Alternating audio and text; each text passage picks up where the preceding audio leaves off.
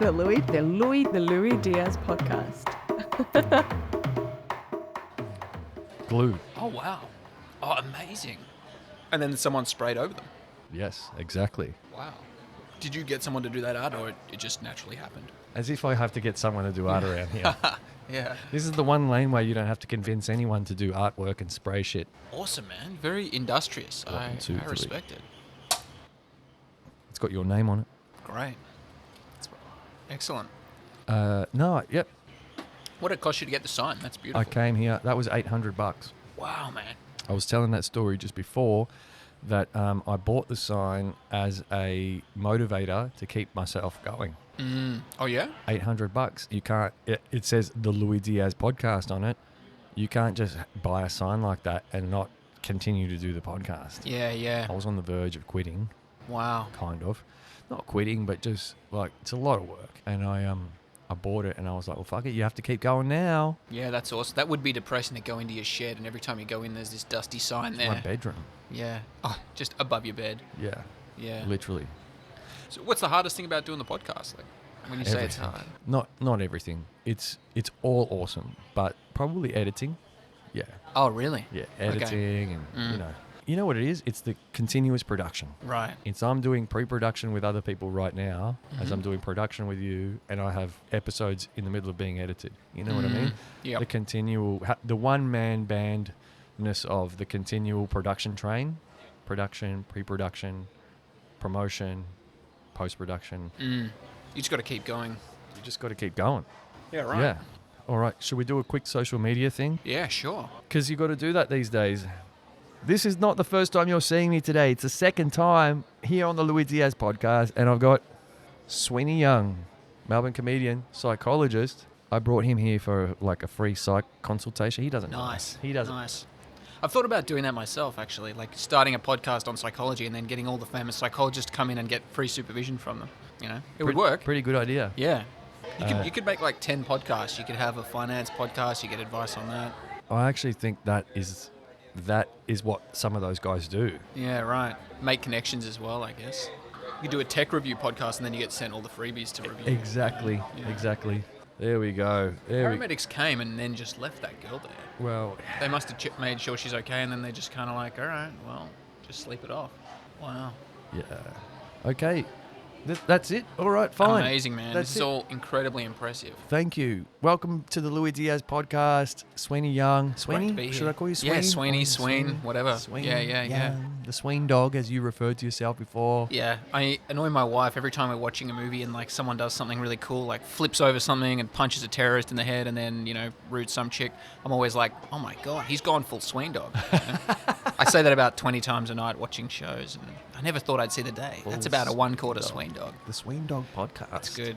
Yeah. I would like to make a podcast. I think what you're doing is amazing, honestly, because you can really talk to anyone and make something out of it, I mean, hopefully something comes out of a conversation. Every single time I have a conversation with someone, some brilliant insight comes out. It's just a matter of whether the audience is willing to sit there through it to sort of get to the unknown gold, the treasure that people are holding inside of them. And I'm certain that you've got a ton of treasure inside of you.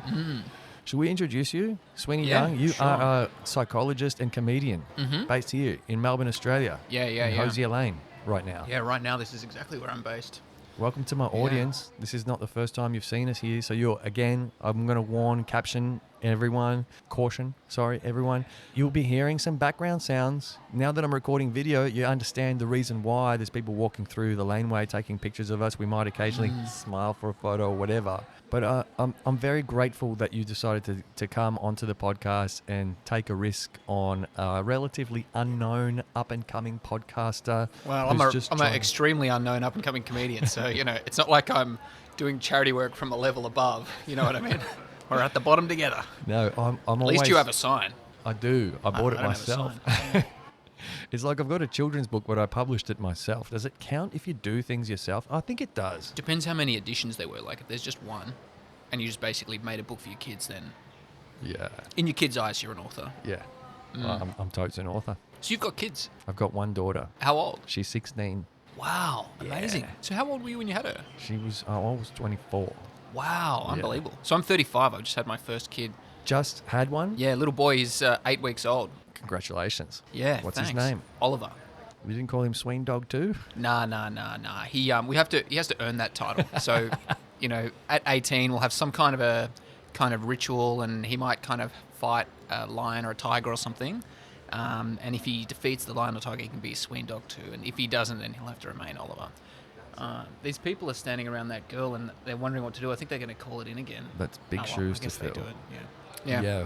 Yeah. Well, yes. The thing about recording here in Hosier Lane is that there's a lot happening, and like I said, there's a lot of tourism, a lot of photos, but occasionally we get some of the homeless people around the corner that have episodes, whether it's drugs or emotional, and they decide to take a nap over there. But Yeah. you know what I love about you is you come, shook my hand, said good day, and you walked right over to see if she was okay. That's caring. That's Very Sween caring Dog of you. stuff. Well, the other thing is, Stiff sorry, meister. I'm just talking shit, but I guess, I don't know, like, I worked at Lifeline for about 5 years. Oh, you so did? volunteered for a bit and then worked there as a counsellor. So I've spoken to a lot of people in the middle of psychosis, or, kind of they've taken too many drugs, or they're just Yeah. having a panic attack or suicidal or something. So Yeah. you can kind of develop a bit of a knack for talking to people in a bit of a altered state. So I Yeah. thought maybe I'd be able to help, but she didn't wake up or anything. You don't have Luckily, that other people knack. had called it in. Exactly. The knack only goes so far. I can't get into someone's dreams Yeah. and help them out. Yeah. Yeah, she's having a good nap. It's funny. I do like to help, and I think I'm kind of the number one thing that I think a psychologist needs to learn to avoid burnout is that you can't be responsible for someone else's decisions or their healing. So once you kind of realize that, and it's something I have to learn and learn again. Empath. I don't know if I'm an empath or I just have an urge to kind of help, Rescue. right? Yeah, rescue, yeah. And that gets you Superhero. in trouble. Exactly. You got a cape under there or what? Oh yeah, absolutely. Sweeney Yeah, Dog, ST. tucked up in my pocket.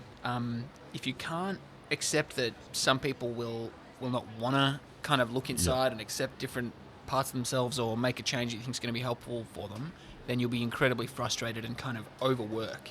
So anyway, that's something I've had to learn as a psych, and still learning. Everyone learns is sometimes you got to sit back and like reflect that someone else doesn't want to make a change, and then they can make a decision if they want to or not. It's a good relief, Well, we're giving our audience a little bit of insight into you already, and we're giving our audience insight into like the topics that we're going to cover today. And it's quite a unique mix. I'm probably, maybe it's because I'm naive and I don't know a lot of comedians. I met Sean Collier, and he's a lawyer / comedian, and I imagine that you all have something else going on in your life. But I feel like psychologist comedian is a complementary mix.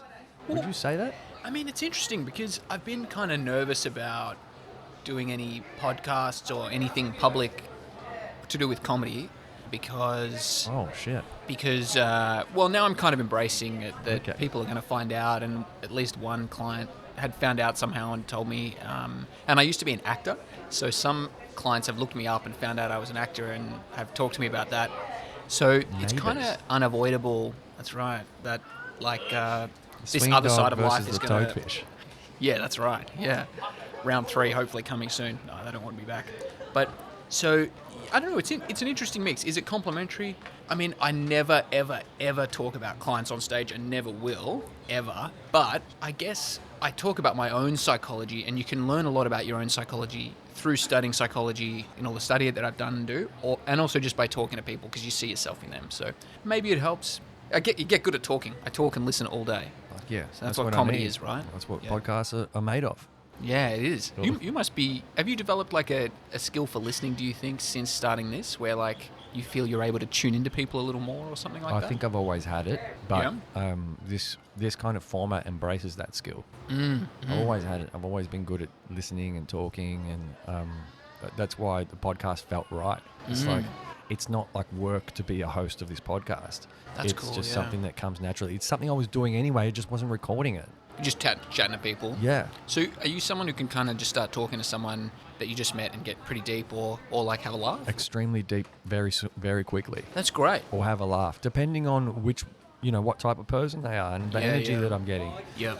But yeah, I think, what I was talking to someone about this last night, I reflected that somewhere throughout my adult life, I'd have these amazing conversations with people. Sometimes they'd be like at nightclubs like Revolver or something like that. Oh, yeah. And we'd be like, there for 8 hours. So you're not going to dance the whole time. You're going to drink a bit, chat a bit. And I'd have some really great D&Ms with people. I'd be like, I'd walk away thinking, I wish I'd recorded that. Yeah, wow. There were some really great insights from that person about, their methods in life that helped them get through, that I wish I could keep with me. Yeah. And I think this podcast is a really great way of me having conversations with very charismatic, charming, enlightened, almost at times people, or people that have experienced, great insights from sort of event, episode, or trauma. And I feel like I get to record it and hold on to it and keep it. Like put it in my pocket. That's cool, man. Access it.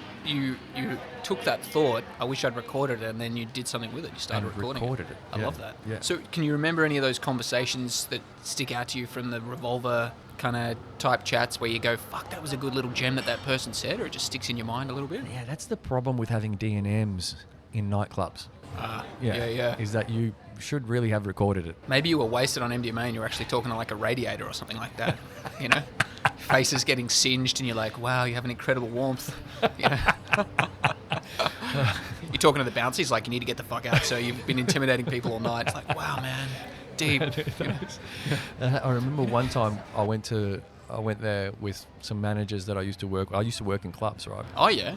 And this manager that I used to work with, he put an egg up on a blind shade or something like that at Revolver. Like a trap. Yeah, and he used to point. He thinks he's Macaulay Culkin, He's setting traps. He used to point to the egg, and when people would be talking to him, like junkies and whatever, or like club rats would be talking to him, and they'd be, they'd be whacked out, and he'd be like, "Is that an egg up there?" And he'd get them to focus on the egg, and then they would just lose it. They'd be like, "Oh yeah, that's an egg. What's an egg doing in here? How did an egg get in here?" And then he'd walk away while they were captivated by the egg. I was in a bar the other day and I saw a little sign on the roof that said gullible. And I thought, that's a good idea. Yeah, you chat to someone, you go, hey, there's a sign up there that says gullible, and they don't believe you, and then eventually they check and there is, That's a good way to trap people.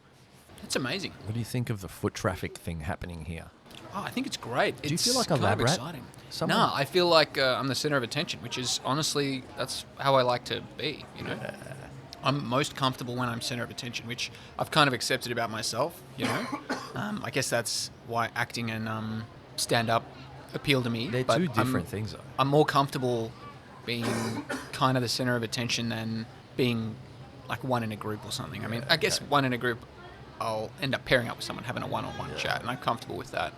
Where do you think that comes from? Have you psychoanalyzed that yourself? I mean, I think a big part of it's personality, because just since I was a little kid, I was always doing stupid little routines and trying to be funny, and I wanted to be a comedian since I was 10. For real? Or younger. I heard Jerry Seinfeld's album, I'm Telling You for the Last Time, at my mate Jackson McLeod's house, and yeah, it kind of changed my life. I was just, just amazed. I listened to it heaps of times. And I just thought it was the coolest thing ever. So I'd kind of write jokes and things since then. So I think it's just always been writing jokes, kind of a part of me. Yeah, not since good you were ones. 10. Yeah, little jokes, little songs, little wacky things. The earliest one I can remember, and it's not funny, but I was 10. It was something like this guy says, no, it's gone. I can't remember it. It was something about confusing someone's name was like Elaine, and it was kind of a pun on laneway or something like that. Like, it wasn't exactly that, but it was a double meaning kind of thing. So real simple, but yeah, I would write stuff like that since I was young. Okay, so you're like 10 years old when you were like, yeah, I want to get into show business. I like show business. Yeah, and then I did my first acting job when I was about 13 or something like that. And you were a child actor. Yeah, and then I did a few different roles at like 13, 14, 15 and different things. And then... How old are you now? 35. 35, yeah. Okay. You mentioned that before. Yeah, I don't know. I think I have a fear of being boring. So if I'm center of attention, I'm staving that off and I'm not boring. Being boring. Fob. Yeah. Sounds like a condition. Oh, yeah. And a racial slur. Yeah. I'm a fob. Yeah. He's got fobitis. Are you afraid of being like boring? I wouldn't say I'm afraid of it, but one thing I noticed was that I wouldn't say I judge people that are boring. It's probably, it's a little deeper than that. One of the things I was thinking today, all right, here's the thing. I was thinking about death recently. Oh, This yeah? guy talked to me the other day at work, and he said that his wife went to a funeral for a person that did the voluntary euthanasia thing. Oh, yeah. And I was like, what? Is that illegal? Is that legal here? And he was like, yeah. In Victoria and Queensland, you can choose to end your life. Yeah. And obviously you can, set the date. And he goes, it's a bit weird because like your family's having your funeral plan, making funeral plans for you while you're still alive next to you, with you. You can plan it, write your own eulogy. Yeah. I know what I'd write. He was a fucking legend. Let's write it. Be very positive. That's what this episode's going to be about, writing our own eulogies. Fuck. But before we get into that, basically, I started to think about how, I guess, tragic the idea of resigning to that's the time and day I'm going to die is. And I started to get a bit of an emotional reaction to being like, I have this belief, and it's a hardcore belief, that even your shittest breath in this world, you should be grateful for. Like your worst moment, your worst breath, you should be grateful for being here, being alive. Yeah, right.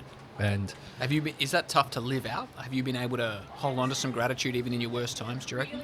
that's the most challenging thing to do, right? And I'm learning to do more and more and more of it. And Yeah. the thing is that I was on the tram earlier today, and something triggered it where I started thinking, look at all these people driving their cars, doing their shopping. It's like this life that we live. It's a game that we play while we have time on this earth.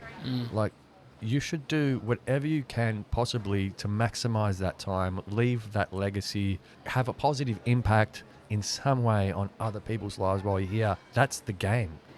Like, that's the Monopoly board game that we're in right now. Because once it's done, it's finished. You don't get a chance to do that anymore. And g'day, Peter. How you doing? And You're doing a great job. Thank you. Good vibes. Lights, camera. Action. Exactly. We'll be doing that next. But yeah, I was reflecting on that, and then leading to your question is like, are you afraid of being boring? It's a challenging question because for me it relates to that. It's like I'm afraid of not living to my full potential. Make sense? Yeah. And doing things like, oh, well, if I start a podcast, how can I do it in a way that is the most fun, like the most meaningful? Yeah. And it's having people with great insights, with great backgrounds, with diverse histories, and doing it in public places where we're literally being walked past by people who are maybe famous, or maybe will be one day, or maybe are just average, but they do incredible things. They climb the highest mountains. Like, none of us know what these stories are, but what I've come to realize and appreciate is the limitedness of our time here, and how we should, whether it's through acting or comedy or podcasting or adventuring, really try and maximize that. So does that make sense? Yeah, it makes sense. I'm having a coughing fit at the moment. You're saying every breath is kind of an opportunity to be grateful and also maybe help someone or have a positive impact on someone. Yeah, absolutely. And Yeah. and I think none of that's boring. Whether it's going down the street and seeing if that woman is okay, if she's going to live. Like, you have that same appreciation too, surely. Yeah, I mean, I haven't been tested by horrible chronic pain. I had sore back for a few years. That was a pain in the ass. Wasn't too bad. Had Pardon the sore pun. eyes the last year or so. Wake in the night with dry eyes. Have to put all this stuff in, get this treatment, try and sort it out. But apart from that, I haven't really had a long-term chronic illness. So I feel like I haven't been tested Yeah. by that. And I wonder how I'd go. I do find it amazing, people who live with chronic pain and kind of keep trying to find ways to ease it or manage it. Or some people just have to... I got a mate who reckons he lives with 8 out of 10 pain, and he's a pretty stoic dude. So, I believe it would be very severe. Obviously, you can never know what someone else's 8 is. But he lives with it and just tries to kind of, do his best. And I don't know, I wonder, would I be able to be that stoic and so engaged in life as he is? You know what I mean? Yeah. So I don't know. I don't know if I'd be grateful or if I'd hit a point where I was like, all right, time to go, I can see some dignity in making that decision, in going, okay, I don't want to go down some long and protracted cancer treatment. I want to go in before that happens and on my own terms. Yeah. Yeah, but I don't know what choice I'd make. I was saying to John, who was the guy I was talking to about this, I was like, for me, it feels a little bit like I'm saying all this from an ivory tower because I am in full health. Yeah. But at the same time, I think my philosophy is been about really trying to find as much gratitude in as many situations as possible because, we all go through shit. We all do. Yeah. And I've been through some, and a lot of it's self-inflicted. And I would say that in the moments where I've had to snap myself out of it for lack of support or options, gratitude is the thing that I've lent into and gone, you know what? I'm doing better than X person or than I was X years ago. Yeah, you know what I mean? That's awesome. I think that's great. And I think you don't have to kind of be in a particular situation to have a philosophy on life, including about how you would handle that. You've got an ideal that you want to try and live up to, right? Like you want to be grateful in every moment, no matter how painful, and you're working hard to try and live up to that. And then at times, if you stray, you try and bring yourself back to it. I think that's what, Christians do. They try and live up to the ideal of Christ. And then I guess Buddhists do the same thing, trying to live up to the ideal of Buddha. I think it makes sense to have a philosophy, right? Yeah, for sure. To anchor yourself too. Yeah. Because otherwise you feel like a leaf in the wind of this. Like the earth is a crazy place, like in that same vein, I was on a tram again, contemplating things the other day. And I was like, the earth is like made out of hard elements, like rock and stone. Like it's a brutal planet, and our ancestors dug and they created and they lifted and they made these buildings full of bricks and like people work very, very hard to create the society that we have today. We should be very grateful, like everything that we're doing right now has been created from someone's sweat, blood and tears. Yeah. That is nice. So do you try and connect to gratitude for things like that you might, if you're not making a conscious effort, you might just kind of like walk past and not think twice about? Like you're eating food and you go, I'm grateful for... You try and imagine how it was made. Yeah. Sometimes cool. I'm like, this beef burger's delicious. I know it. Thank you, cow. Sometimes I say that. I'm like, thanks, cow. I saw a cow the other day, actually, and it was the most beautiful young little cow. And I was like, fuck, I've got to get off beef. Oh, fuck. It was a gorgeous little thing. I drove past a field one time and it was raining. And there were all these cows and they were all huddled under a big tree. And I thought, they don't want to get cold. They don't like being cold. Yeah, they don't want to get wet and rained on. So they really don't want to get like sliced up and have their throat cut and turned into beef. And I was like, fuck, I got to get off beef. Because I spent this is a trigger warning for vegetarians. Oh, yeah. So have you ever been veggie? No. I eat majority veg, but I've never been veggie. Yeah, and that even just reducing is good. Yeah, massive reduction. I've spent a few years being only eating kangaroo as the only meat, just because it's not farmed and it's shot. Yep. But then I would always fall off the bandwagon when I would have 24 chicken McNuggets for $9.95, where it's $12.95 not even chicken though, like bro. 12. That's like cardboard and hooves. Well, it's I think it's chicken feet and eye sockets, which is probably good for you, For real. They are good. Oh but yeah, my God, that's... chicken feet and eye sockets. Once I did that, I feel kind of bad? fall off the bandwagon, and I'm off the bandwagon now, No, I think the chicken would be grateful for you because it's like imagine the chicken. All right, I've already been slaughtered. Okay, that's done. Can't turn back time there. Yep. Someone else at a fancy restaurant ate the breast. Mm-hmm. The chicken's looking at you going, hey, listen, don't you waste made my the feed. most of my death. Yeah, that's true. Yeah, I guess that if the chicken has the same philosophy as you, then That's maybe... the gratitude lens. Yeah, exactly. The gratitude. You know what I also realized recently? That the common denominator between pretty much all of my guests on the podcast, and I've spoken to entrepreneurs and I've spoken to adventurers and enlightened kind of esoteric types of people, Buddhists. Yeah, cool. The common denominator is gratitude. Yeah, really. Yep. And I find it in everyone. Everyone has it in some way. right. Yep. It is powerful, isn't it? It's a powerful Whether it's attitude conscious to or take, subconscious right? as well. Yeah. Like sometimes someone will say something that is actually them expressing gratitude without them consciously saying it. Yeah, right. What do you think of enlightenment? You reckon that's real? I reckon it's a load of shit. I think enlightenment is it's a carrot that's being it's a carrot that's dangled for sure. Yeah. It's like should I try and spend my time trying to chase this carrot that seems to be dangled very, very far away from me or close enough for me to be enticed by it? Enlightenment. Did you spend time chasing it? No, never. I did for like 10 years. Really? Yeah. You On and tra- off, yeah. Really? Like, I wasn't a monk or anything, but I need a timeline of Sween's life. The Sween dog's life. Yeah. Lifeline. Timeline. This would have been about 15 to 25. I was into that stuff. Maybe more like 17 to 27, kind of. 17 to 25, 17 to 26, something like that. You're young. You don't have much life experience then. What are you trying to cling on to enlightenment for at that age? Well, so it promises... I know, I look back and I'm like, I should have just been partying. I mean, I partied and had fun and all of that kind of stuff, but the kind of thing I would listen to when I'd listen to podcasts or I'd meditate or I'd go to I'd go to these meetings and stuff and learn about how everything's all connected and there's no self, really. No division between self and other, and it's kind of an imagined barrier that you're putting in place. The ego. Yeah, and it's like, there's something in that, but I think the problem is for me, it kind of just confused me in the end, and I would have been better to go to a therapist and deal with emotional issues, Sure, rather than kind of try and sidestep it by going, well, there's no one here, so how can there be suffering? Well, there was suffering, and there is a kind of, I believe in a self. I believe there's a kind of, like a mind, personality, person, I mean, we're all having that experience. You can't see it and point to it. Yeah. Sure, if you zoom out and you look at the Earth from the moon, we're all one. Yeah. But I don't live on the moon. I live in my head looking out at the world, and I feel the That's experience so of true. being a Sweeney. You know what I mean?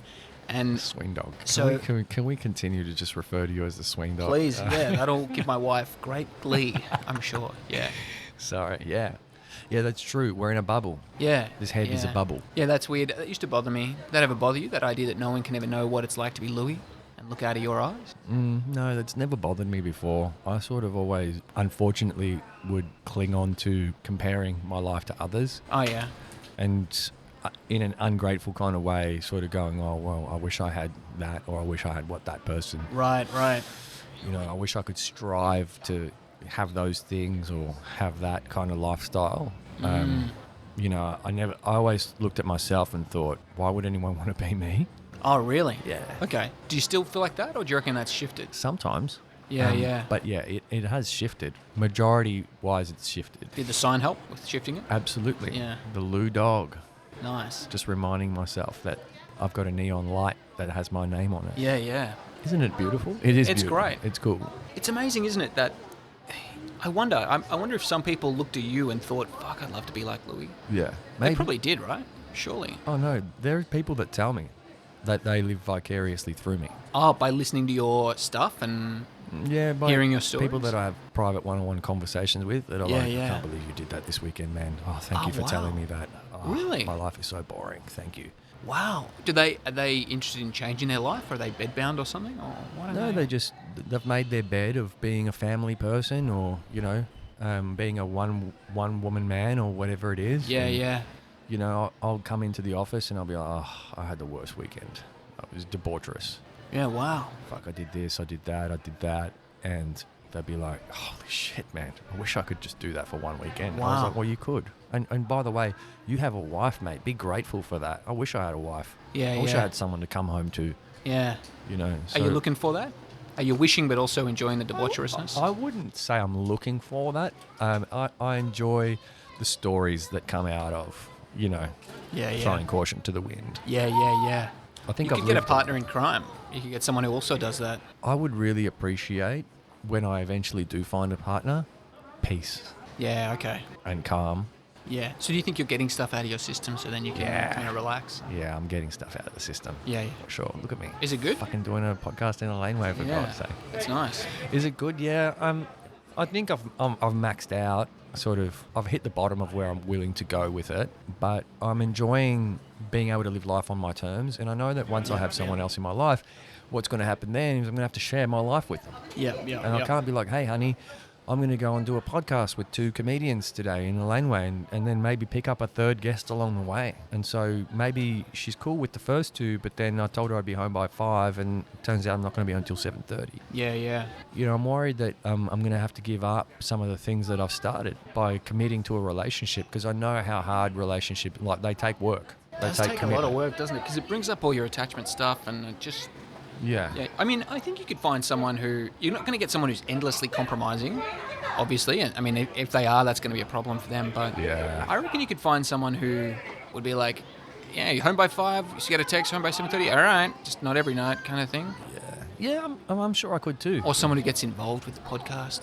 Yeah. You know? And then that way, I don't know, holding a... Maybe. But then I guess that's... Yeah. You don't have this separate world. Yeah, exactly. What about you and your wife? Do you have this kind of separate world? And I mean, guess you do now. like she's got friends, I've got friends, and then we become friends with each other's friends, of course, and have mutual friends. Yeah. But she's pretty... Like, she's very understanding. So, you know, I go out and do comedy a few nights a week, and I took 2 months off when we had our little baby, but just the last 2 weeks I've done a few gigs back, and you know, it's a conversation, and I accept I'm going to be able to do less gigs, but you know, it's worth it. Like, and I still have comedy alive in my world, and I'm kind of thinking, okay, what's the way I do it on my terms now? So Brendan Kinch and I, you should have him on your podcast. He's had an interesting life. Cool. He and I are have run Kinch. a few. Yeah, I'll send you his stuff. We've started a few rooms and run a few rooms together, and we're starting another few and kind of take it up to a higher level. So actually, it looks like we're going to be doing a show Sunday, December 1st. So maybe I'll send you the details to put in the little bio here or something. I don't know if that works, but we're hiring, you know, high-level pro comedians and stuff like that, and then putting ourselves on the lineup. So I guess in a way, I'm hoping that having a kid will kind of push me to take comedy to a new level, where instead of just rocking up to little bars and doing 5-10 minutes and then going to another one, 5-10 minutes. Don't get me wrong, I love it, but I'm thinking this could push me to do more professional level gigs, you know? Stop messing around with so many unpaid gigs, and as fun as they are. Well, you know? yeah. I'd say one thing happens to you when you have a kid is that there's the reality of the responsibility that comes with it, and then, you know, can I strive to improve my life in order to improve their life? Yeah. It's funny. Do you find that motivating? Unfortunately, I can't say yes. I don't find it that motivating, honestly. Like, I went to a few workout classes and stuff, and I was like, man, lift heavier for Oliver. And I was like, nah, it doesn't do it for me. I'll just do it the way I've always done it, which is I'm here. I don't want to wuss out, so I'll just, you know, kind of go for it. You know, I don't. Sometimes you see, you know, people going on like Ninja Warrior, and they're like, I've devoted my life to exercise to show my son he can do anything. And I'm like, your son would probably prefer a hug. Hopefully they're giving him a hug anyway, but time together, a kid's always going to appreciate that rather than you just doing everything you can to be amazing so that they think they can be amazing, you know? So I don't find it that motivating. And what you're doing in a way is undervaluing your child's own striving faculties. Yeah, right. That they'll develop in their own life. Yeah. They'll fucking probably be better than you. Yeah, you know what I mean? I'm sure. I mean, my kid's, you know, she's a good kid. She could well be far more capable than I am in parts of life that I might struggle in. Yeah, that's awesome. When do you reckon the personality that she has now, you first saw it? Like, was it when she was one? When she was 6 months? Less than one. Yeah, wow. What did you see? Laughing. Oh, right. Yeah, I would do this. That's cool. She'd be like hungry or crying or whatever. I'd be like, fuck, here we go again. I'd be like, fuck, what do I do now? What do I do now? And I'd go, and she'd go, That's cute. and basically she still does that. She still laughs. Yeah, Not at that anymore. You've had to develop your material. I don't have material, but she's got a great sense of humor. That's awesome. And I could tell then, you know, that That's so good. she had a sense of humor. And Wow. she was, I don't know, months old. Yeah. I reckon personality kind of emerges pretty early. I mean, this little son of ours, Oliver, he seems very calm, like ridiculously chill. Look at you with your arms crossed there. Yeah, I guess I'm Catching calm that in picture? certain situations. I feel very calm now. Okay. I can definitely get in my head and get anxious Sweeney like dog anyone. can hulk up. Yeah. Oh man, I've been trying to hulk up my whole life. I think I would have had like a better life and a lot better time if I just accepted I'm a skinny guy and just been skinny. I was so skinny in high school. I used to wear like 3 t-shirts under a jumper, and then I've been trying to not be skinny a lot of my life. You're in good shape. Yeah, I'm doing okay. Look after yourself. Yeah. Yeah, for Oliver. Yeah, nah, not for him. For me. Yeah, it's funny. I was thinking before I had a kid, parents would get up at like 5:36, make lunches, change the nappy, do all this stuff, and I thought, wow, maybe when you have a kid, it brings alive this incredible like striving. But I think it's just that a kid doesn't have a snooze button. They just start crying, and then you have to get up. Yeah. So now I get up at like 5:36, and you know, that's just what you have to do. You know. Have you ever tried to ignore it in the last 8 weeks? Have you ever gone, no, fuck it, he'll stop. He'll Yeah, stop definitely. Yeah, my wife and I lie there and go, please, just get back to sleep. And maybe he's just, and then you go, nah, got to get up. Yeah. This girl walked past before, and her friend was taking a video of her, and she had a really short skirt on, and she was kind of like showing her G-string ass out the bottom, and kind of walked right past that lady who's passed out, lying down. For real. What a view. What an alleyway, right? So much happening. Hey.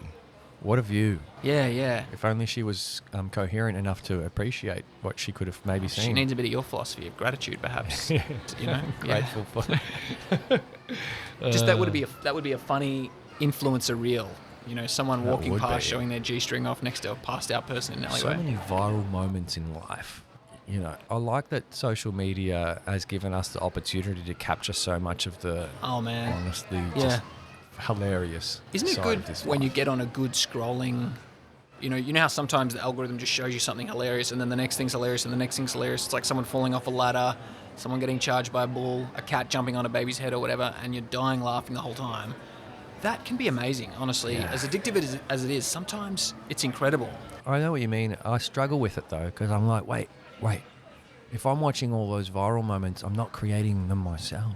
You know, Yeah. not that I want to, have my head stuck up a cow's butt or whatever it is those reels show. But I think that there's a time for being on the screen to appreciate humanity, and there's Yep. a time to just go out and go and do some shit. Yeah. Oh, absolutely. And it's like everything. Excellent servant, terrible master, right? Can you explain that a little more Well, for if, us? if you're in control, simple peeps. it's like money, right? Excellent servant, terrible master. If you're in Oh. control and you're able to use it for your own enjoyment, but Yeah. not compulsively and put it down when you're done, great, it's a servant. But if you can't stop checking, like for me, I'm addicted to that stuff. So I have to put boundaries around it. Otherwise, it'll be my master, and that's not good. Yeah, I'm the same. What do you like with having a boss? Are you able to tolerate a master, like a boss, or are you a pretty independent kind of It's tough, bro. Yeah. Yeah. You strike me as someone who wouldn't do well having a boss. No, and there's plenty of bosses out there that will Attest to that. Attest to that. Yeah, for yeah. sure. Yeah, I've been fired by a few bosses. Oh yeah? In any funny ways? No, Sad ways, or just funny. like- just get out of my life. Yeah, okay. Yeah.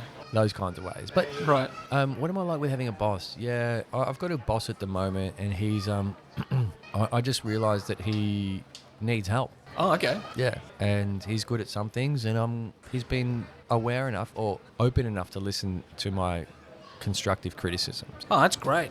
Man, that's such a good quality if someone can hear a criticism. That's so true. You know? Yeah, and sometimes I'm just like, there's no way I would ever work for someone that has those behaviours or does those things or lacks that kind of judgment. But then I'm like, but your redeeming qualities of being able to take that feedback is so high that it leapfrogs all those Oh, man. shortcomings. Absolutely, because then you have faith that, okay, I don't have to worry about all those behaviours. He's taking ownership of them. He's going to work on them, and then maybe every now and then you remind him, hey, you dropped the ball again. He's or going to whatever. improve. Yeah, that's such a relief when people can do that. So I've got a boss at the moment, and sometimes I feel like I'm his boss Oh, really? How so? because our one-on-ones are a lot about like how he's going Yeah, right. and okay. how he's improved and how I see things working better Oh, now great. because of the changes that he's decided to make off the back of my suggestions. Oh, cool. Basically the changes that I've made. Yeah, so you made them in your life, they worked for you, and then you recommended for him? Well, Is that what you in mean our by business, changes you've made? in the business. Ah, okay. Yeah. Yeah. I'm like, hey, I think we should do this. And he's like, okay, let's do that. So it ends up being my direction, kind of, Okay. Yeah, right. with his approval. And I'm like, okay, well, this relationship works. Because he's like my boss. And yeah, like he's my superior. Open-minded, But right? he lets me lead and take direction. And I think that's the perfect kind of boss for me. Okay, yeah. Yeah, challenging question. I feel like this is your podcast now. Have we turned this into the Sween Dog Maybe we'll have Pod? to get the sign altered. SDP. Yeah. Sween Dog Pod. SDP, that But sounds yeah. dirty. That's kind of one of the things I like about you. You're inquisitive. But I'm also inquisitive. And I wanted to know, like, it seems like you've done so much. Child actor, decided to do, tried to chase enlightenment for about 10 years. At some point did more acting. Mm-hmm. At some point decided to come into comedy. At some point decided to study psychology. Yeah. So, I mean, well, a lot of that stuff happens at the same time, So it's not like I did 10 years of Buddhism and then fit all this other stuff around that exclusive time. it was, and I wouldn't say I was a Buddhist or anything like that. I was just trying to not suffer. I felt like my own mind was my worst enemy, and I was trying to find my way out. So I tried a bunch of different stuff to try and find my way out of there. And one of them was, the appeal of, hey, if you can kind of forget this ego and it doesn't exist anymore, then there is no more suffering. So that's where that came from. And it was fun to investigate. Ultimately, it didn't help me. Probably hurt me a little bit. But yeah, I started doing acting when I was like 13, and I acted in a video for my dad's work. My dad's a psychologist as well. Oh, he is too. For this, Runs in the family. exactly. There you go. So they were making a video about the effect of divorce on kids. So I got to do a little audition and then play a kid in that. No way. And then I asked the little kid who played my brother, he'd done a lot of acting. He was my younger brother in the thing. How do you be an actor? And he said, get an agent. So I looked him up in the yellow pages. Yeah. Called up, went in the next day and did an audition.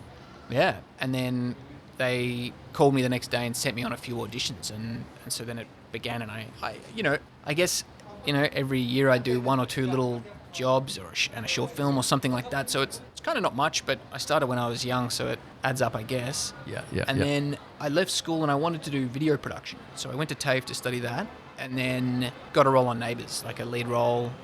So I left and was there for almost a year, and then went over to LA, where a lot of my acting friends were moving to LA. So I thought, I'll go over there. Went over to LA and pursued it over there. Didn't get any work there, but I worked in non-acting jobs and had a great time, and that's when I did stand-up the first time. Oh, mate in LA. Yeah, my mate Damien Bodie and I did this. I just always wanted to do it, and I was like, oh my God, I've got to do it. So we both signed up to this course, and we did a 6-week course, and at the end you'd perform at the Hollywood Improv.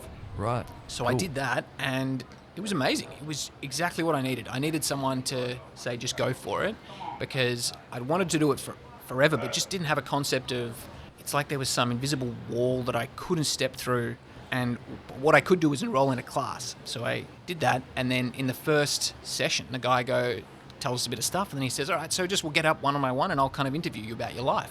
So you stand up, and he's asking you, so where were you born, what do your parents do, and what's something funny you do when you're a kid? And you're naturally trying to make it funny, because we all kind of know we're there to do comedy.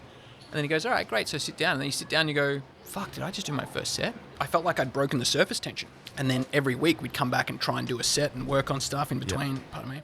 And it was incredible, carry around a notebook and suddenly you're looking at life through the lens of a comedian, trying to find stuff that's funny, and that was really cool. And then we performed I don't know how many people fit in the improv, like 200 people, 300 people or something like that. But it was totally packed with everyone in the classes, family and friends. It was what you call a sugar-coated audience. So they're all very ready to laugh because they know everyone on the bill is terrified, doing it for the first time, and they're their friends. So that everyone was so supportive, and it went amazing. Everything I said killed. We all had a great experience. And then I went and did another gig and just bombed because, it was comedians sitting there on their phones, and a few real people maybe. And, that was good to have that experience, but also kind of a bit of a shock. And then I did it on and off for a while, and then kind of fell off the bandwagon for a bit. And then a mate of mine, mate back then, I haven't seen him for a few years, Dean Del Rey, really great guy. He's doing really well as a stand-up now in LA. Awesome. He messaged me and said, doing any gigs? And I said, no. And he said, oh, well, I'm hosting this one. Why don't you come down? And it was the Ha Ha Cafe in North Hollywood. And so I went there, and then I started going there like every night and was back into it. And then I've had multiple periods where I dropped off for like 5 years and then started again, like with COVID. And when I was doing my Masters of Psychology, I was like, all right, I have to focus. And now I'm back doing it for the last 3.5 years. And yeah, I really want to never stop. Yeah. Managed to start it again after 2 months off with my little baby Oliver. Yeah. So that was good. I was nervous that I might lose the momentum and not do it, but I just went back and had a rough set the first one, but kind of back feeling in rhythm now. What is it about it that makes you know that you never want to stop? Far out. I think I just always wanted to be a comedian, Something about being a comedian seems awesome, so like kind of the identity. And then some of the hardest some of my best memories are laughing at comedians, so I just want to be in that world, and I want to be sitting around with other comedians talking shit and mucking around. Yeah, it's I get that. Incredibly hard and challenging, so that's not really appealing. That's kind of like a annoying barrier between doing this thing that I want to do and doing it. But I think sometimes when you do something that's hard, it makes it worthwhile, or it makes the payoff greater. That makes sense? Oh, 100% agree. Because, that was fucking hard. Oh, absolutely. And having bombed a bunch of times, it's so fucking painful. Like we're all primed to be really afraid of social rejection. And, if you're talking to someone one-on-one and you just get the feeling they wish they weren't talking to you. They're like checking their watch, looking around, and it doesn't feel good. And everything you say is not landing. And then you get self-conscious and you're overthinking. Bombing is like doing that in front of, 30 people at once. But they also think you're creepy and you're failing at your job and you're kind of ruining their night. You're about to get fired. And there's no ambiguity about the fact that you suck, So having done that a bunch of times, the last time it happened to me was, I've definitely done a shit job and sucked since then, but I haven't bombed for, 6-7 months maybe. But I remember bombing hurt so fucking bad, and I'd invited friends along, and so, you think, okay, well now they think I suck at comedy every time I do it. And then I went into the city and did another gig that night because I didn't want to have this bomb just in my psyche and my heart for the next week. If you stack, get back on the board ASAP. Yeah, it makes sense. Oh God, because it could just become a fear and for sure, and just so absolutely painful. Yeah. Oof. Yeah. So you've never done comedy? No, I haven't. Are you interested in doing it, or not so much? Yeah, it keeps coming up. Okay. Only with you comedians though. Like William, who I just spoke to earlier today, he goes, "Man, you should do comedy. You're funny." And I was like, Stephen was like, "I'm going to get you to do a stand-up set one day." Oh, great. Yeah. I was like, I'll warm up to the idea. Yeah, for sure. yeah. I like comedy. I've always liked comedy. Unlike you and maybe the rest of the comedians, I never found myself saying in my own head, I would love to be a stand-up comedian one day. Yeah. What did you say you wanted to be? Did you have that? No, I didn't have anything. Yeah, right. I never had that one thing that I wanted to be, that I knew for sure. And that's maybe an issue or maybe not. Maybe it's a blessing. But, I find it really interesting how I meet a bunch of you guys and you're all like, yeah, I knew at some point that I wanted to be a stand-up comedian in my life, for my life. It's so curious, but it's so common, isn't it? Yeah. Comedians always say that. They always say that. I've always known that I've been funny in some ways, that I accidentally make people laugh when I'm being serious. Like right. People start laughing when I say shit that I'm being sincere really? about. Yeah. Wow. Maybe they're bullying you. Maybe. Were you funny in school? Yeah, I was funny at school. Fuck, man. I was pretty funny in school. I wasn't the funniest, but I liked being funny. Yeah, me too. How good is that feeling when you make people laugh? It's such a good feeling. And I thought that's where we were going to get to with that question. It was like, the feeling of making people laugh is what keeps you coming back. I mean, honestly, it isn't. For me, stand-up is a very selfish endeavor. I do it because I want to do it and I find it fun. And I'm starting to incorporate a little more care for the audience, like where as I relax up there like a bit the lady more. down there. Yeah, exactly. Giving away something Are you free. okay? Oh, yeah. I mean, psychology and in my psychology work, I am very caring and I like being like that. But stand-up for me has always been very selfish, just for fun. Okay. I just find it incredibly fun. Sure. So it's like a juxtaposition. Yeah, it's just about me. And then... Yeah. I can see that. But I think I'm actually enjoying now kind of wanting to make friends with the audience, so it's a bit more back and forth. I can't always have that mentality because sometimes you get scared. Yeah. But it goes really well when I get up there and go, I'm just going to enjoy connecting with these people. I've obviously got my jokes and my material, but it's a different mentality to go into a conversation with rather than I'm going to kind of like get laughs out of you. It's I'm using them for laughs. I'm here to shake shake you upside down. Yeah. All the laughs will fall out of your pockets. Yeah. So I guess you experiment with different mentalities as you do it. Yeah, that's interesting. Yeah. I think I understand now, what it does for you because, being a psychologist, like you said, is all so much about the other person, other people. But, whether it's acting or comedy, I think they're the things that you do for you, just for you. Yeah, totally. Yeah. Yeah, like I go skateboarding just for me. Nice.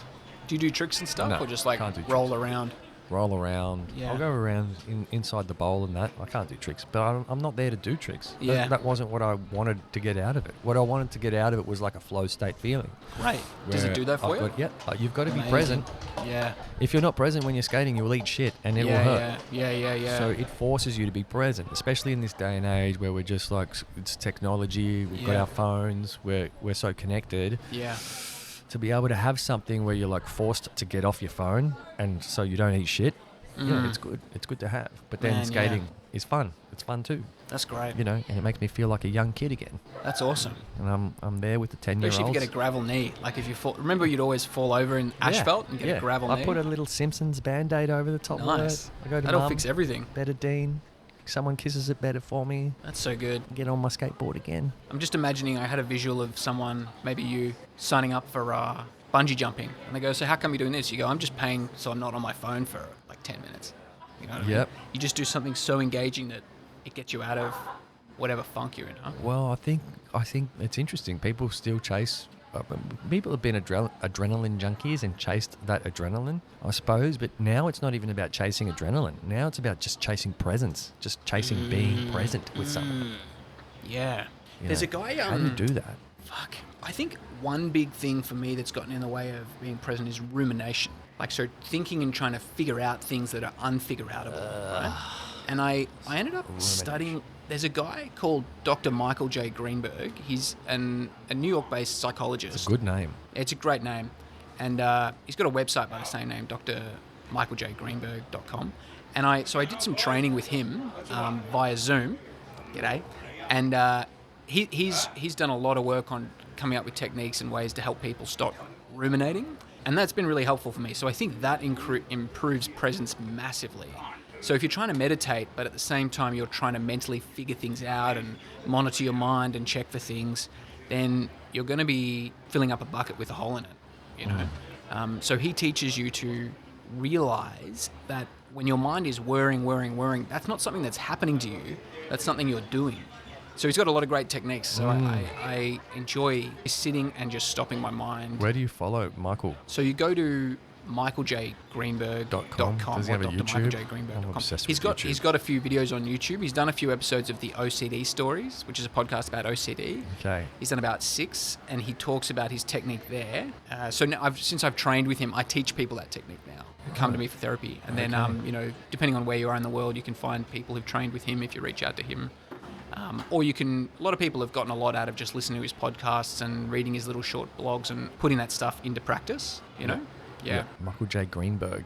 For everyone listening. Yeah. I need some of that. I spent a lot of time ruminating after a relationship ended. Oh, yeah.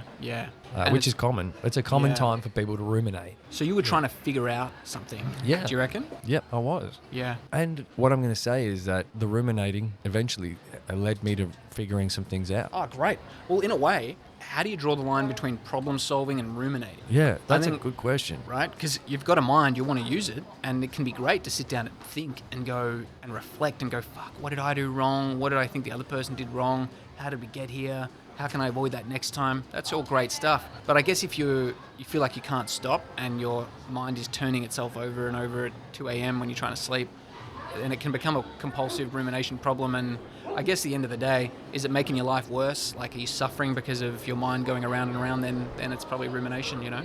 Yeah. That's a good question. Where do we draw the line between problem solving and ruminating? I don't think that's a question that's ever come to mind, and I think you need that objective perspective to be able to go, hang on, I'm going around in circles here. Yeah, like zoom out and go, am I actually getting anything out of this? Yeah. Because maybe you're not, right? I'd say that like 30% of it, I got something out of it. The other 70% was just trouble. Right. And the question is, could you have got that 30% without the 70%? Like if you'd been really kind of organised and disciplined, or was it necessary to just throw yourself at it and then you got that 30% and you know? That's interesting. Yeah. That's a good question. You know, one of my favourite sayings is, you don't know what you don't know. Yeah, that's a good saying. Because so often we can look back, like I look back at high school and I sometimes catch myself saying things like, next time I'll be taller. Literally. Next time I'll be Yeah, or like I'll imagine I remember this time I saw this kid get bullied where he was carrying his books and these other people walked by and smashed his books out of his hands and he just kind of looked down and then picked them all up, and I just walked by and I think about that once a month, and I just imagine punching that bully in the back of the head, pushing him down the stairs, like stomping on him or something, and in my own mind I'm kind of like trying to rewrite this history and be this fucking hero. But I've been trying to remind myself, just just like, stop, dude. You didn't help that guy. Yeah. So you just feel guilty about it and kind of accept that, you know, you let him down and you didn't have the guts, or, you know, you were too scared or whatever. I didn't. So I'm trying to go back and know something I didn't know, you know, or like undo something that went wrong, you know, where I failed. Yep. And I love that. I love that you can relate to that, and that you have like your own reflections that kind of relate to that favorite saying of mine. I think in my context is like, to answer your question, you're like, well, you know, you got 30%, you feel like you wasted the 70%. Do you think you could have done something better? And I was like, well, when we are in problem solving mode, right, there's going to be some wasted energy in that time that you have to accept, that you're not mature enough, you're not experienced enough, that you've got to solve this problem, that you don't have the support. And yeah, like, okay, sure. In another way, could I have saved that 70% some other way? I could have maybe gone to see a therapist or a counselor or someone like that. But I'm not inclined that way. Yeah. I like to solve problems myself, because I know that if I can develop some insights through thinking it through, despite the wasted energy that might occur in that, where I'm going round and round and round and round, then I'll know that no matter where I am, anywhere in the world, in life, that I'll have developed some kind of mechanisms upon which I can reflect and help myself in that moment. That makes sense? Makes total sense. I think that's great. I'm willing to accept the wasted energy. And then it's not a waste, right? Like at all. And so what do you reckon you learned from that process, from that whole rumination period and that thinking period and figuring all that stuff out? Like through the actual thinking, through the solving of it. Yeah, I learned that I should be careful about the things that I get myself into in life. Sure. Yeah. Because of the tendency to ruminate. And, you know, I guess I also learned that, you know, the breakup was approximately 2.5 years ago, right? Yeah. I also learned through the process that I will escape. I will lean into escapism in many different forms, very unhealthy, maybe often, very toxic ways. But one of the less toxic ways, which is like a warning sign, was that I like to become overly productive. Oh, yeah. So I kickstarted the podcast back up again after basically 2 years of not recording anything. Yeah. After coming back from Europe and that breakup. And I found myself getting intensely involved in it. And just pumping out episodes and burning. Right. I started a new job at the same time, actually 2 new jobs, a little one on the weekends as well. And I was burning myself out. And I got to a point about a year later with all the ruminating and all of this, and I was like, you know, all of that, was still going through that. I was like, oh, you haven't processed any of this properly, which is why now you're burnt out. Right. Now you're back to square one, feeling depressed, drinking too much, getting into bar fights. You know, like the podcast didn't help. It just delayed. Right. But it's socially sanctioned because you're being productive is so rewarded. You know, it's not like you're getting wasted and people have a little intervention or say, "Hey, man, you got to slow down." You got to slow down. On people are probably like, "Wow, good for you." Yeah, exactly. So that was a bit of a danger. And what I did was I properly burnt out. Went on like I don't know, it feels like a year-long bender, to be honest, at times. And dropped the podcast for about 4 months. Finished editing a couple of episodes, and I was like, okay, now I've got most of that out of the way through more escapism, but more consciously, I'm like, okay, I stopped being toxically productive and came back to it being like, I'm mindfully productive now. Oh, cool. Okay, I'm not using this to get away from the breakup anymore. Yeah. Or to fill me with joy after the sadness from the breakup. You made it your servant, right, rather than your master. Yeah, exactly. I like that way. And I guess you probably did learn a lot through that, you know, crazy productive, avoidant productive period, right? You come back, you back it off, you're more mindfully productive now, but I bet you learned some things and you built some momentum that you could now enjoy, right? But just in a more mindful way. Yeah, I slowed down. Yeah. I slowed down. You know, I had to slow down. One of the things was that, yes, I really love this experience of doing this. I love laughing. Yeah. I want to make it fun. I want to improve how I do production or change or adapt how I do production. Yeah. I did an episode with 4 other guys, just basically around a coffee table, you know, on a farm. And that was the first time I'd ever done sort of multiple, you know, and had laughs. So Great. I came back and I'm like, yeah, okay, you've got to do this, but be kind to yourself. And so 2024 has been about like, how do you be kind to yourself? And what I've done is I've gone deeper and I've uncovered some new vices and some new kind of, I would say, unhealthy habits have emerged. Oh yeah. And in that process, what I've been doing is like, okay, you fucked up. You spent a lot of money on doing something dubious. Learning how to be kind to myself in that process so that I don't, shame myself and start trying to use this to sort of make up for that Yeah. kind of Nice. shameful feeling. That's cool. Yeah, it's like you could try and bargain and go, yeah, I did that bad thing, but instead I'll do a good thing, rather than go, I did the bad thing and I'll feel the guilt or the regret or the pain or whatever, and also I'm going to try to do something positive. Yeah. That's a different process. Yeah, it Yeah. is. And it's a fine line between the two. Because Yeah. at the time, when you're doing the first one, to mask, you're not aware that that's what you're doing. Whereas now, I'm like, okay, I'm not going to mask with that. What I'm going to do is also do the good thing and go, it's okay, Lewis. Nice. You were a bad boy. Yeah. That's good. Self-compassion's good. Self-compassion is good. I was looking over meta-analysis. You know what that is? So No basically, it's like a type of study where they get a whole bunch of randomized controlled trials or research studies, Yeah. and they pool the data together. So they'll all be on the similar topic or research question. Yeah. So, you might say you get a question, does vitamin C help with colds? And you might have, studies over the last 30 years. Some say it does, some say it doesn't. What's the answer, right? They pull the data together, do a meta-analysis, and suddenly they've got 100,000 participants. Okay, so and they it's a can big- aggregate the data. It's a big Big trial. study, yeah, exactly. So they put all the data together, and then they can get something closer to hopefully what the real answer is, right? Yeah. So there was one done on self-compassion, and the Interesting. number one it helped with two things. Number one, one of the number one things it helped with was rumination. A large effect size on rumination. So if you are kind to yourself, that should help reduce rumination. Yes, I can say that. Ever Oh, that's since- worked for you? Well, Amazing. I could say it's working. Yeah, Because good. I didn't come with this knowledge. I Yeah. just knew after like I said, the year-long bender, Yeah. and then dropping this project that I felt like has been so worthwhile in my life and opened so many doors for me and created so many great relationships, and increased my network. There's so many positives here. I was like, you could really damage yourself to the point where you no longer have this anymore. Or you can find a way to continue going, knowing that you are who you are and you are how you are, and you behave in some unsavory ways at Sure. times.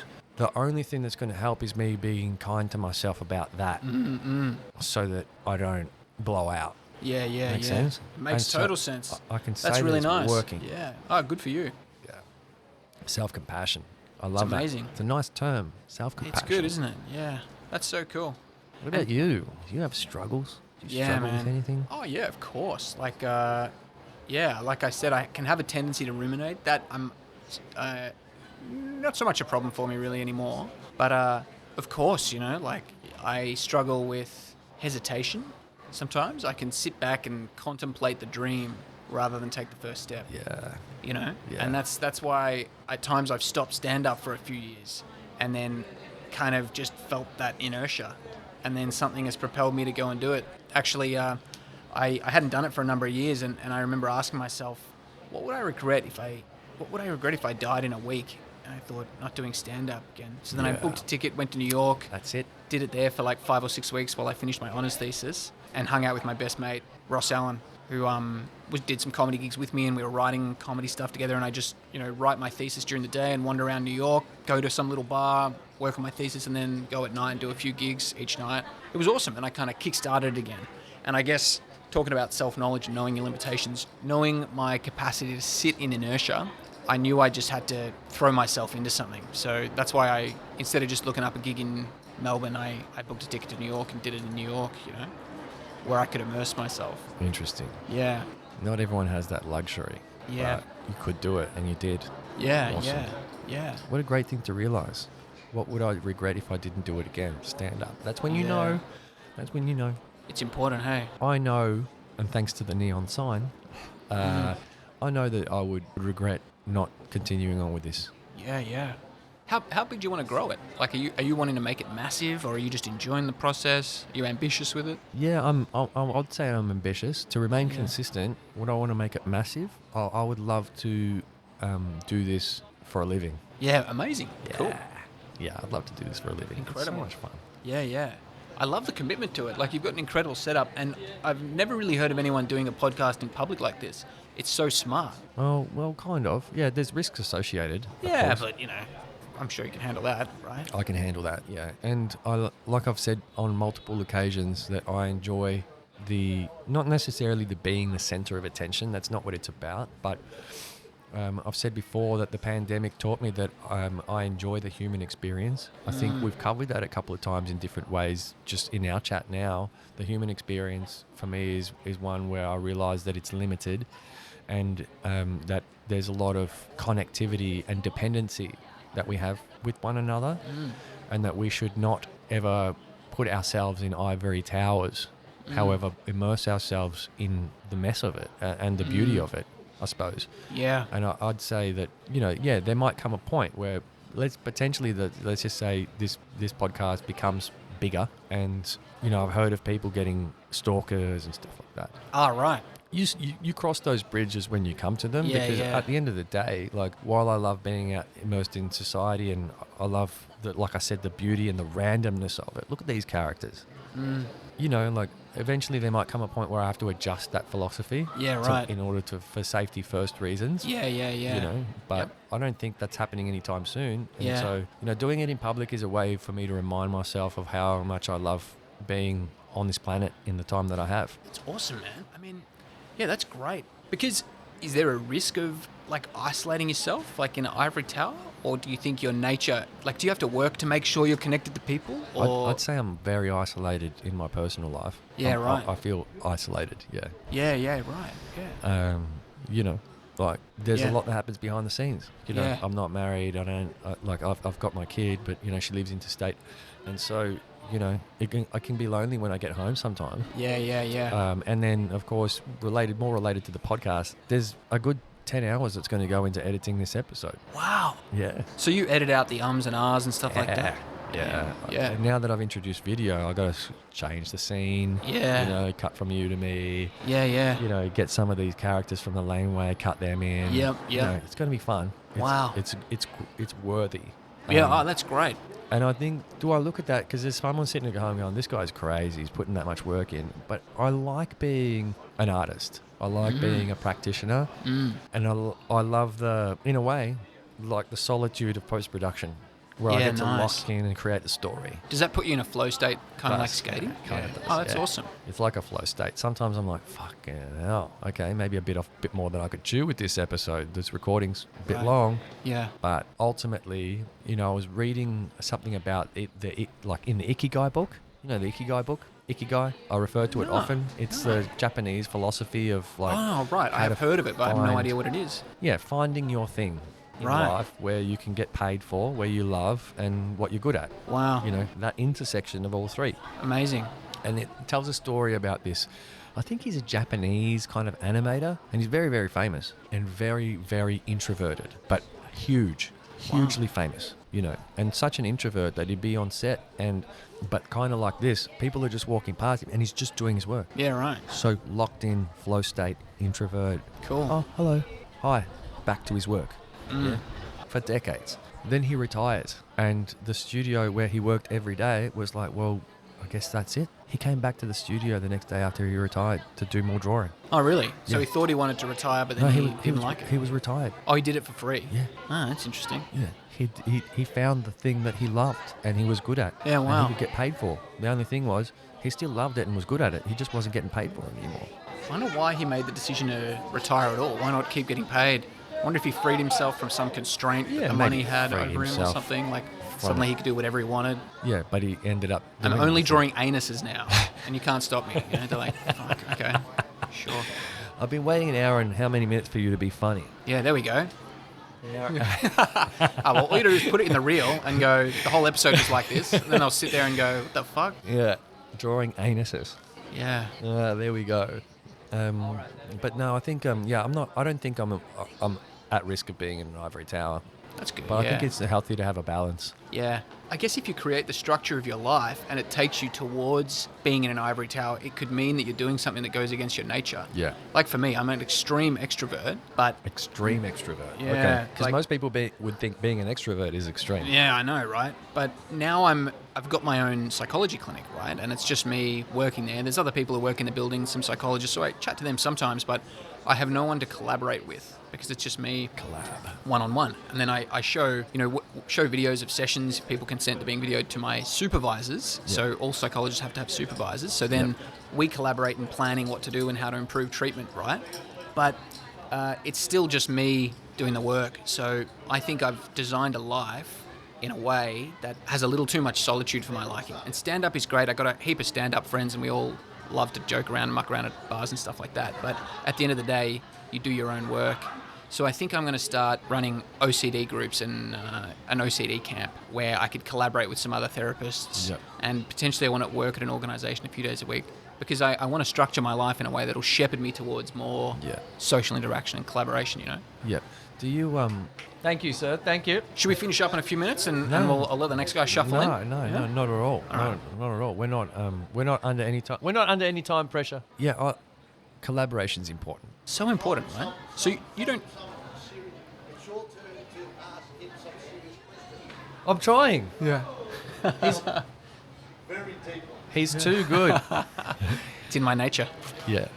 Yeah, it is. So It's been like a therapy session. No, Oh, I wow, asked you for a me, question. it's Don't really deflect. good. Yeah, Don't go, deflect. go. Tell me. Ask away, please. I was like, so you realise that collaboration is important for you in your Yeah, life? yeah, I absolutely, have to, yeah. for sure. Yeah. I mean, I work in a co-working space 5 days a week. I sit out in the kitchen because in Nice. our office it's boring. My boss is only there half the time. Yeah. I want to see people. Yeah. Nice. Are you an extrovert as well? Yeah. Yeah. I It'd be would hard say to do so. this job if you weren't an extrovert, right? Like, do Yeah. a podcast? People like, I'm an extrovert with, the modern term is I have a social battery. Yeah. I know I have to go home and just Yeah. recharge. I do have that too, yeah. Yeah.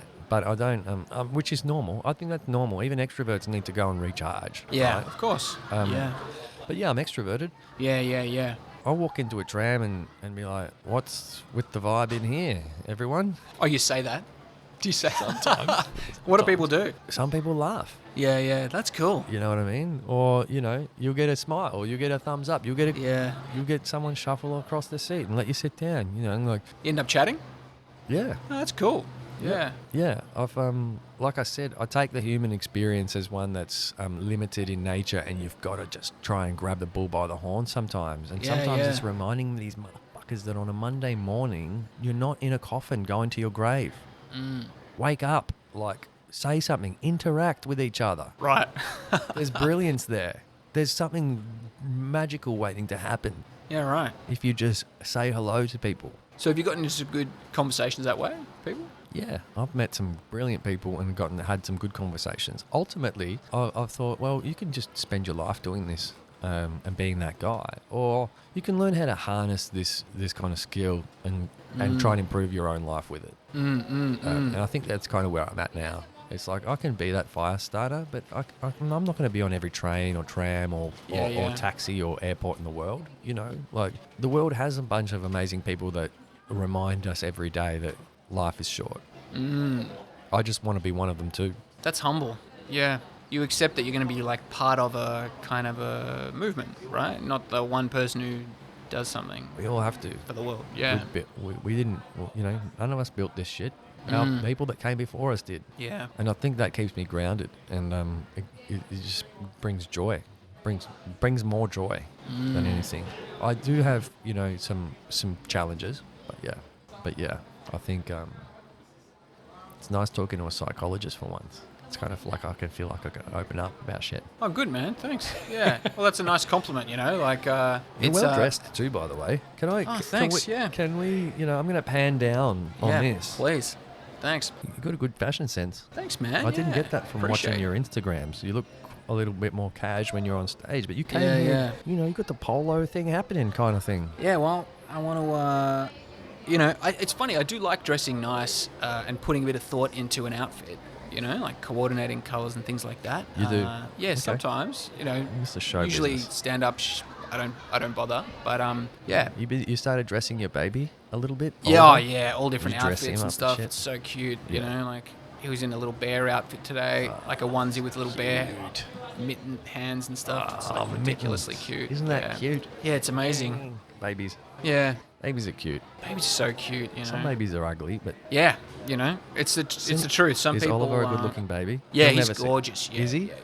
Yeah, he's gorgeous. I'll show you a picture. He's so cute. That's everyone says it, and I think I'm kind of can be quite non-sentimental, you know, and I've gotten pretty good at being pretty kind of honest with myself about Yeah. certain things that you know, I think in the past I tend to like be euphemistic about. But I think if he was not good looking, if he kind of looked a bit funny or something, I'd be pretty real about it and be like, yeah, he's not physically that attractive at the moment. Maybe he will be one day, maybe he won't. Maybe that won't be his thing. But he's a gorgeous little kid, you know. I got some hard truths for you. I know you're only 2 months old, but you're going to have to develop a really good personality.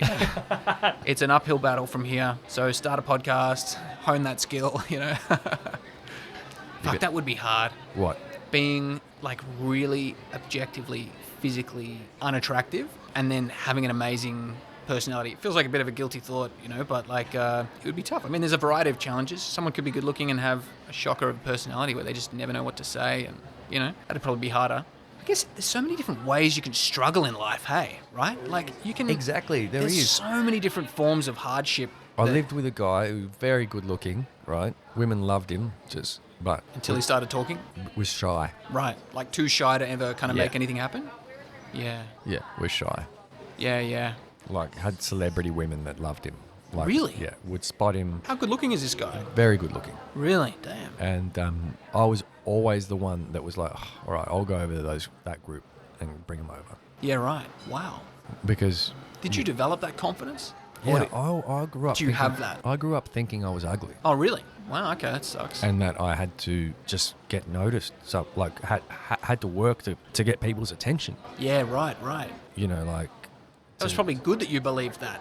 So that pushed you to be confident and forthcoming with people. And I still struggle with the concept of my looks. I yeah, suppose, right, in a right. way. Yeah, Because I have people tell me stuff like, "Oh, you're very handsome," for example, yeah. and I'm like, It's hard to hear it Yeah. or believe it. it's hard to hear it. Yeah. Because I'm like, it doesn't matter. Yeah, right. Yeah. What's that good for anyway? Mm. Like, even if you were right, like, you know, it's not going to solve any problems for me. Yeah, right. I developed this talking thing. Tell me how good I Yeah. am at talking. You're pretty good at talking, yeah. Almost as good at talking as you are at being good looking.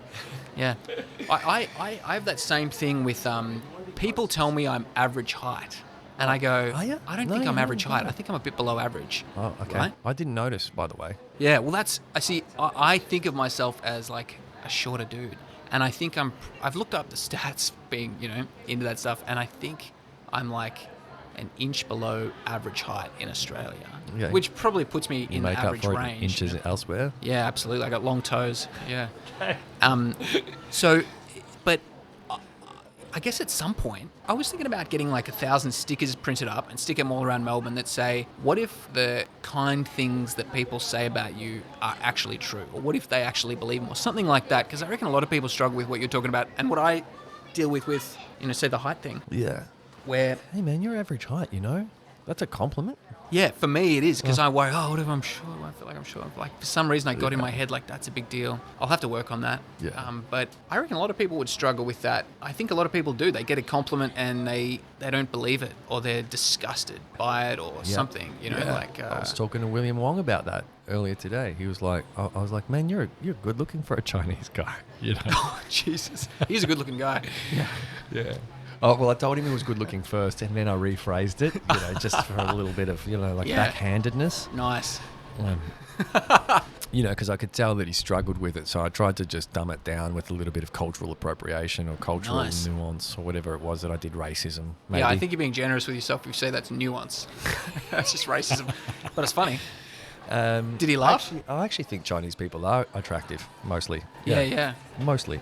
I reckon William Wang's very attractive. Yeah. He's handsome. I saw him kill it the other night at a set. He's great. He's very funny. He is. I gave him that compliment, and he was like, He couldn't take it? he couldn't take it. He was Wow. like, Chinese people don't give each other compliments. It's not part of their culture. Really? Yeah. Yeah. Wow. And he's like, we just Soldier on. we just beat like we'll beat you if you're naughty or if you're bad at school. You just get hit. Yeah, You'll right. get beat. Wow, I've heard that. The, yeah. the highest echelon is not getting beat. It's not getting a compliment. Yeah.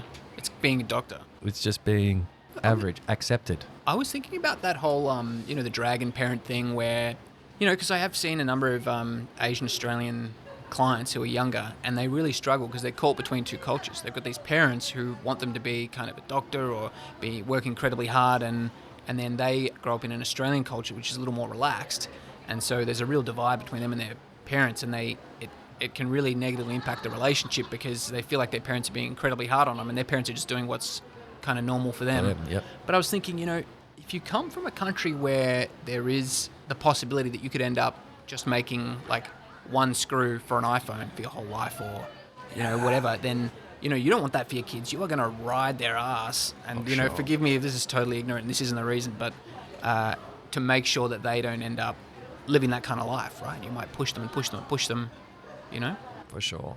I think that, culturally, they've got a very deep and rich culture. And like China's been, it's gone through periods throughout history. But in more recent history, it was a very, very poor. It was third world, So modern day Asian parents come from third world China. Wow. Makes sense? Wow, I didn't know that. Yeah. China was third world, man. Wow. Like, literally, like, Australia prides itself, fucking Australia, no offense to Australians, prides itself on selling iron ore to China to help them come out of the third world. Oh, really? Yeah. Right. No, it wasn't to fund your fucking golf trips, you Yeah, dumbasses. It was so that we could help them come out of the third world. Yeah, what great charity work. Yeah, exactly. Yeah, I heard some politicians saying that. I'm sorry, I don't mean to be, rude to Australians. I fucking love Australians. I think coming back from Europe, I was like, I love Australia. I love being Australian. Nice. It's funny. Yeah, it is. You know what I was thinking about the other day? How fucking weird must it be for other countries to hear about and learn about Australia or just behold Australians when you go, I'm talking about not Indigenous Australians, that's, I'm not talking about them, but, they send a bunch of criminals to an island, they steal the island, they kind of build their own thing, and then a few hundred years later, they're like, yeah, we want to be in the UN, right? That seems insane, Was right? it in the UN? We'll have a seat at the table, like we want to be part of NATO, this and that. We're a legitimate kind of country. No. Right? What's worse is us getting into Eurovision.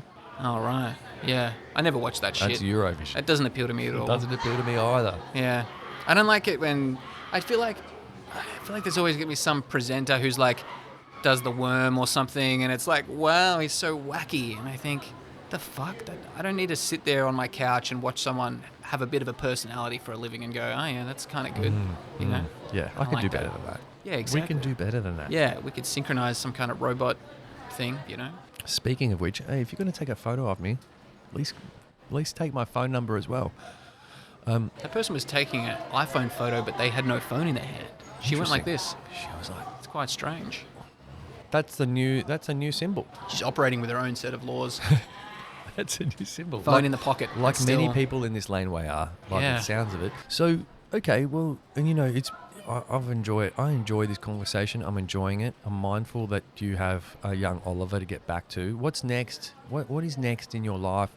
Where should we keep an eye on you? I don't think this episode's going to air before 1st of December, if I'm Oh, honest. no stress, man. Yeah, so Brendan and I are going to be doing a bunch of gigs. We've already done a bunch. We've set up a little business called Melbourne Comedy Events. So you can find us online, I'm sure. We've got an Instagram and everything where we're going to be running gigs all over Melbourne. Probably more suburban gigs because there's just too many in Melbourne. So we want to take comedy out to the suburbs so people can see comedy. Probably going to do one in Ringwood, and then there's a bunch of other places we're looking. But the aim is, people don't have to hire a babysitter for so long. They don't have to journey into the city. They can see amazing comedy in their home suburb. So we're doing that. I'll probably start an OCD camp. I met with a guy who runs them in Europe. They're meant to be amazing. A lot of people with OCD haven't met other people with OCD. And probably an OCD and a social anxiety treatment group. It's fun to treat social anxiety because basically people are afraid of being silly or being rejected. Then, you might take them for a walk and you walk up to people and you stand out front of Woolworths and you go, okay, you got to ask the next 20 people that walk past where the Woolworths is. Yeah. And they go, it's right behind you. So they're kind of doing the thing they're afraid of, which is, being an idiot. Or you make 20 prank calls in a row or something like that. Yep. So I think that would be really fun, and that way I can collaborate. So that's probably next. And then I want to make a few I want to make a documentary about. I was at a party one time and I met this guy who was telling me about how him and his mate, and then his mate was there as well. They played this game of Age of Empires 2, and whoever lost had to take their shirt off and get whipped with a belt, like a full leather belt. And they showed me the welts on a photo, and I thought, that's amazing. So I kind of want to make a doco about that. That's cool. The two guys have had a falling out. Oh, so shit. that means, there's some tension there, which would be great. fun to explore. And I'm wondering if I could get them to kind of reconcile and then potentially do a rematch. And I don't know, maybe I'd compete as well. And then now there's a bit of tension there because these guys were like housemates and then it ended badly. So, and I was thinking it would be amazing to kind of have the battle, like the rematch of Age of Empires and then the whipping. Something about doing it at Stonehenge really appeals to me. So like somehow get some funding together and take all these guys to Stonehenge and then they do a rematch and have a whip of each other. I think that would be... Something tells me that's just an amazing kind of an idea. Yeah, so that's something I want to work on. You're an ambitious dreamer. Yeah. Yeah. I think, all of it, you don't have to do things for him. Just keep being you. And, thanks, and all man. of us going to have like an interesting dad in his life that's going to inspire him just by being yourself. Thanks, you man. don't have to go on Ninja Warrior. Well, that's the thing. I appreciate that. Yeah, that's really nice. Yeah, I like that. Yeah. Yeah. Yeah, awesome. I hope so. Well, yeah, thank you for once again. Yeah, thanks for having me. It's been fucking good, man. Yeah, I really enjoyed it too. You really put me at ease because I was like, fuck, I'm sitting here, what if I don't have anything to say? But it's easy with you, so I appreciate that. Yeah. It's easy with you because you ask great questions as well. Thanks. And we've riffed really well. I hope the audience has enjoyed this episode. Look out for Sweeney Young on Instagram. Sweeney Young Where comedy. else? Yeah. I've got Sween _psych, I can't remember what it is, where I make psychology videos and just share different things I'm learning as I continue to grow as a psychologist. Yes. And then Sweeney Young comedy, Sween Young comedy nice. On Instagram as well, just comedy stuff and gigs I'm putting on, that kind of thing. Awesome. Thanks, man. It's been great having you. Appreciate you, brother. I can't wait to do this again sometime. Yeah, I'd love to. Yeah. And goodbye for now. Thanks, Louis. Woo! Yeah. Amazing. Loved it. Thanks for having me. That was great.